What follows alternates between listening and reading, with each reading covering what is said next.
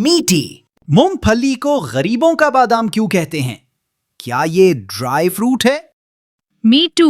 मूंगफली में बादाम जैसे ग़िज़ाई अज्जा पाए जाते हैं, लेकिन इसकी कीमत बादाम से कम होती है, इसीलिए इसे गरीबों का बादाम कहा जाता है। दूसरी तरफ मूंगफली खुश्क मेवा नहीं, बल्कि ये दालों के खानदान की रिश्तेदार है। अच्छा, ऐसे होता?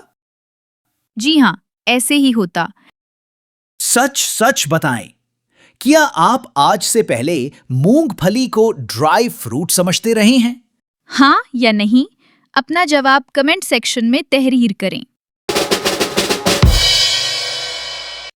मीठो एंड मीठी की करारी बातें सुनने के लिए हमारे चैनल को लाइक सब्सक्राइब और शेयर करें।